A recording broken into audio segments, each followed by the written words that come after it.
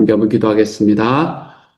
사랑하는 하나님, 하나님께서 또 지난 한 주간 동안을 우리 하나님의 은혜 안에서 감사함으로 잘 마무리할 수 있게 하여 주시고, 주일에 예배를 드리고 월요일을 지나고 이 화요일 아침에 하나님 앞에 기도하기 위해 모인 우리 모두에게 하나님께서 복을 허락하여 주시기를 소망합니다. 주님께 우리의 첫 시간을 드리고 우리의 삶에 간절함이 있어서 주님 앞에 기도하러 나오는 모든 이들의 마음속에 하나님께서 위로도 더하여 주시고 격려도 더하여 주시고 또한 하나님의 기도의 응답도 더하여 주셔서 주님께 기도하는 모든 일들이 하나님께서 우리에게 주시는 가장 최선의 것으로 경험되고 그것으로 이루어진다는 하나님 그 사실을 우리의 삶 속에서 체험하는 시간 될 수 있도록 하나님께서 도와주옵소서. 3월의 마지막 날입니다. 하나님 올해의 4분의 1이 지나갑니다. 주님 올 한 해 동안 하나님께서 우리의 삶을 붙잡으시고 우리의 삶을 또한 지켜주실 것을 믿고 하나님 앞에 기도하오니 우리 하나님께서 주시는 은혜가 우리의 삶에 놀랍게 경험되는 남은 2026년이 되어갈 수 있도록 아버지 함께하여 주옵소서. 모든 말씀 예수님 이름으로 기도드립니다. 아멘. 오늘의 말씀 마태복음 26장 69절부터 75절까지의 말씀입니다. 마태복음 26장 69절부터 75절까지의 말씀 우리 같은 목소리로 함께 읽도록 하겠습니다.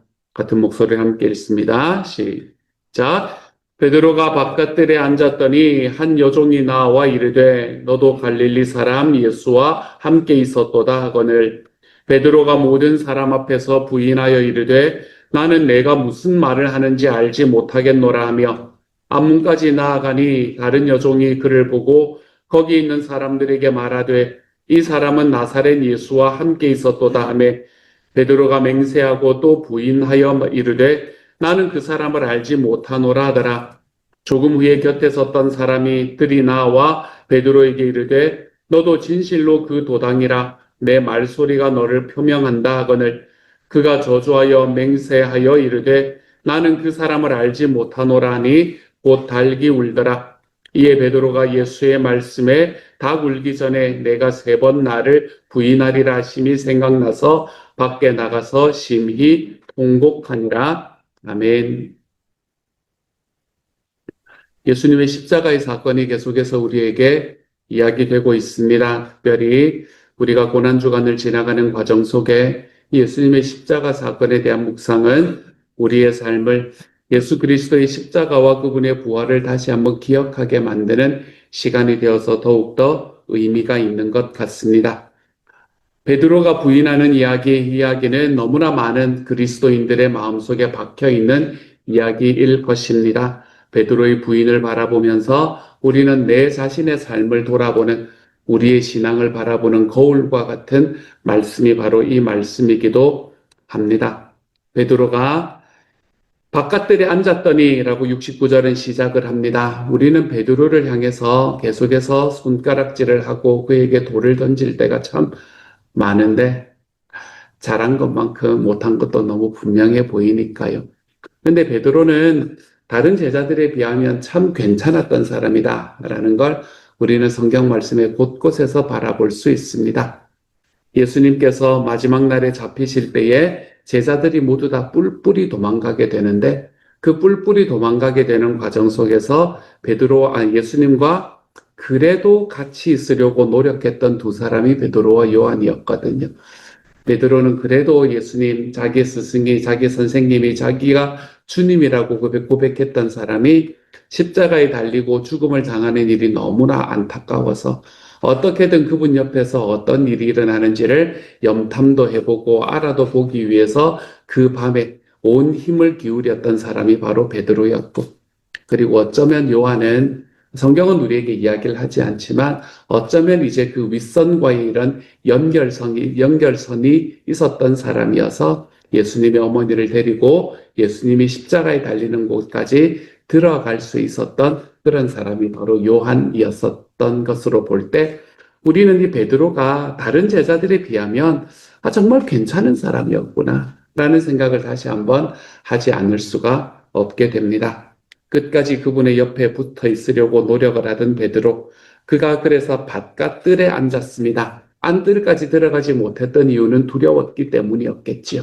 자기의 선생님이고 자기의 주님이신 예수님도 지금 죽음을 기다리고 있는 과정 속에 있는데 자기가 거기에 가면은 영락없이 그냥 죽음을 맞이할 것이라는 생각에 그는 두려움 때문에 바깥뜰에 앉아 있는 것으로 자기의 의무를 다하고 있었던 것 같습니다.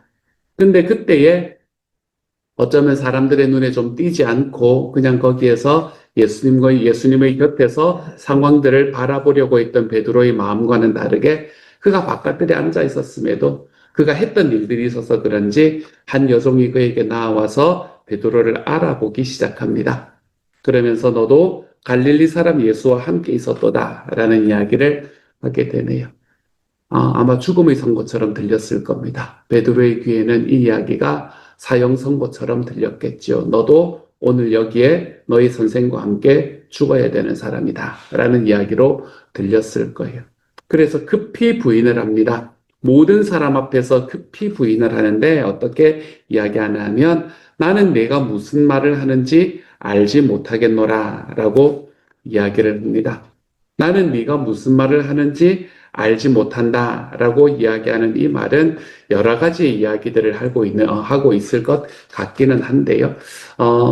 베드로가 이야기했던 그 베드로는 갈릴리 사람이었잖아요. 갈릴리 방언을 썼을 거란 말이에요. 그러니까 갈릴리 방언을 쓰는 사람과 예루살렘의 뭐 요즘 우리말로 하면 서울 표준말이지만 또 서울 사투리이기도 하잖아요. 그렇죠?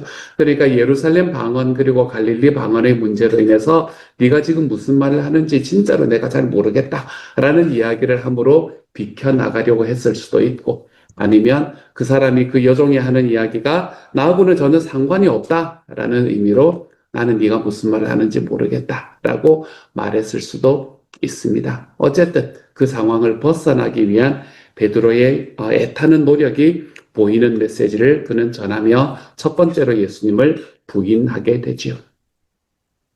그리고 난 다음에 71절에 보면 앞문까지 나아갑니다. 이 베드로가 참 괜찮은 사람이었다는 말을 우리 이런 걸 통해서 참 잘 볼 수 있지 않습니까? 그렇죠?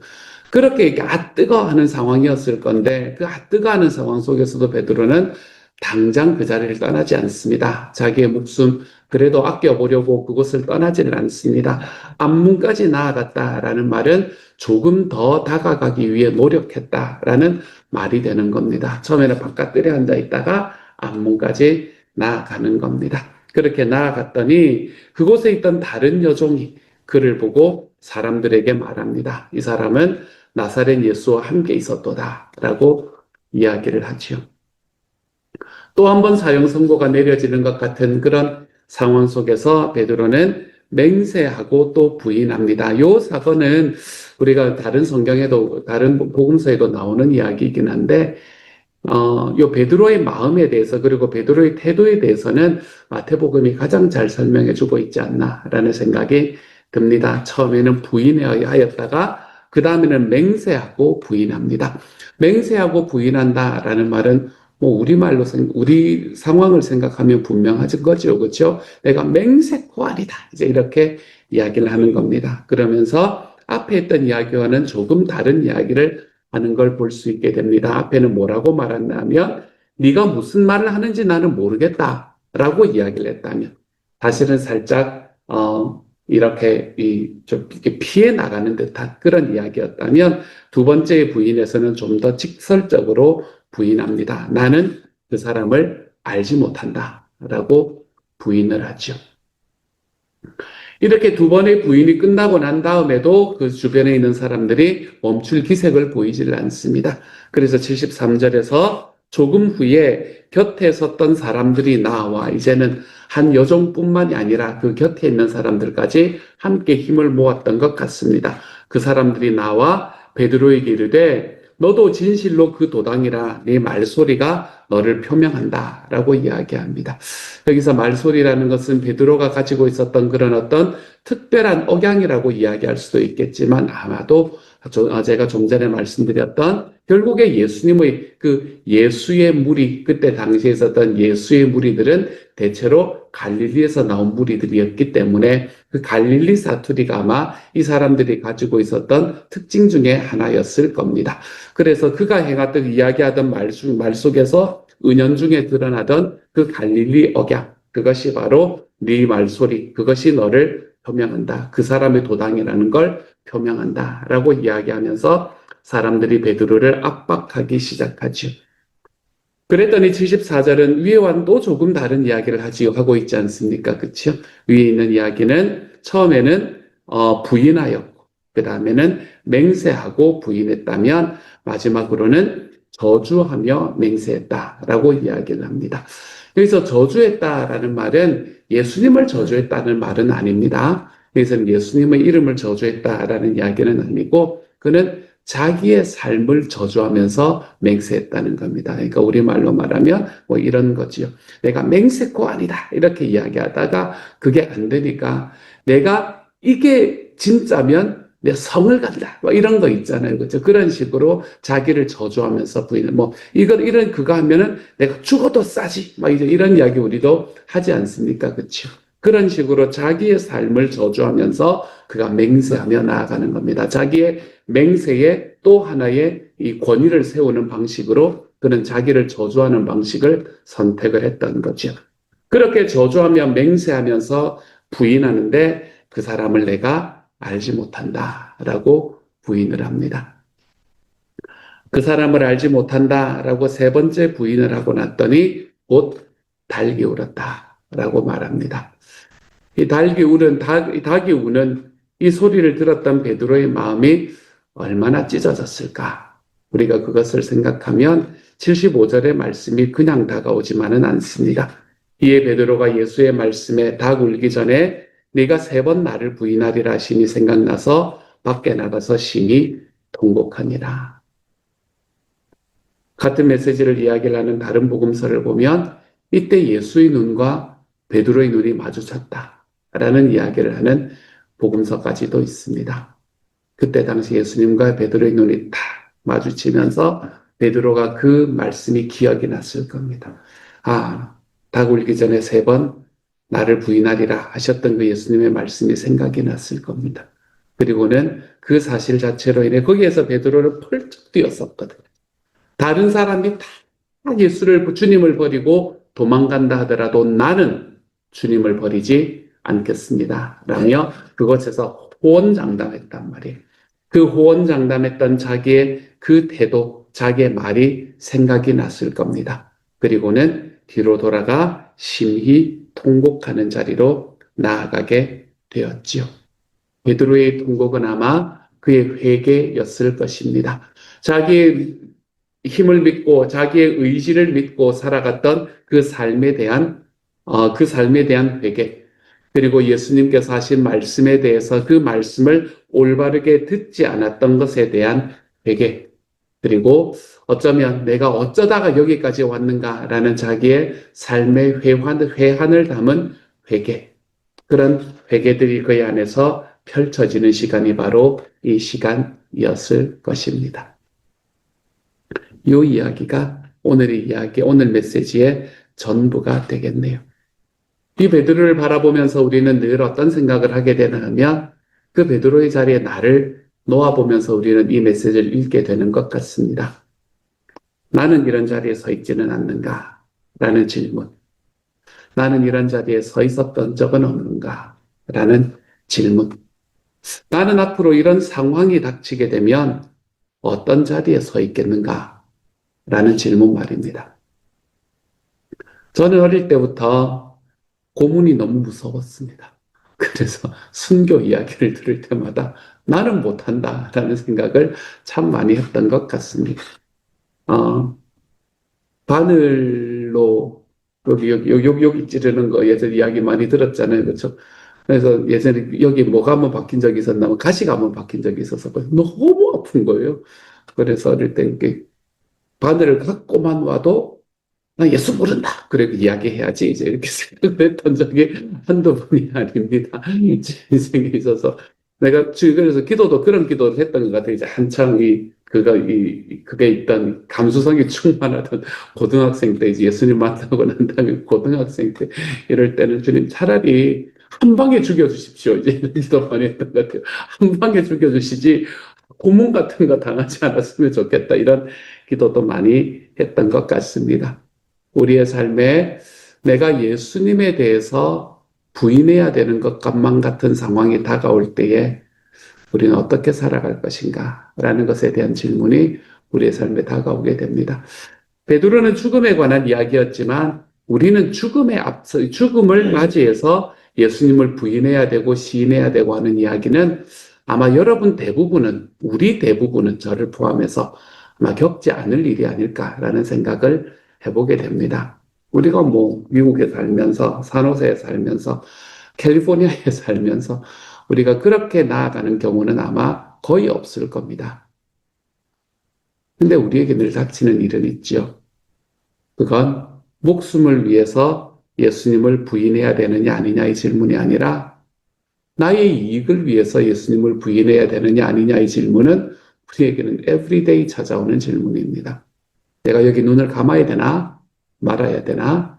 내가 내 삶에 있는 내 감정과 나의 이익을 우선시해야 되나? 주님의 사명을 우선시해야 되나? 이런 것들에 대한 것에서 나타나는 이 상황들은 우리의 삶에서는 everyday 찾아오는 이야기입니다. 예전에 제가 대학을 들어가자마자 처음에 읽었던 책 중에 내가 이제 기독교 고전을 좀 읽어봐야겠다라는 생각을 하면서 처음에 읽었던 책이 What would Jesus do? 그러니까 예수라면 어떻게 하실까라는 그 책을 제가 제일 먼저 읽었었던 것 같습니다. 91년 겨울이었거든요. 그때 1991년 겨울에 제가 그 책을 처음 읽었는데 거기에 나오는 이야기들, 물론 소설이긴 하지만 거기에 나오는 이야기들 중에서 제 마음을 참 많이 찔렀던 게 이익을 위해서 얼마나 예수를 쉽게 버릴 수 있는가라는 것에 대한 묘사가 너무나 구체적으로 되어 있는 게 제 마음을 정말로 많이 울렸었습니다. 직장에 다니는 사람으로서, 사업을 하는 사람으로서, 가게를 하는 사람으로서, 또는 집안의 가정주부로서, 또는 목사로서 너무나 많은 상황들에 처해 있는 사람들 속에서 나의 이익을 위해서 예수를 버리는 게 우리의 삶에 있는 신앙에 좀 눈을 감아버리는 게 얼마나 쉬운가라는 것에 대한 이야기를 저에게 너무나 잘 해주는 책이어서 저한테는 너무나 큰 감동을 주었던, 충격을 주었던 책이기도 합니다.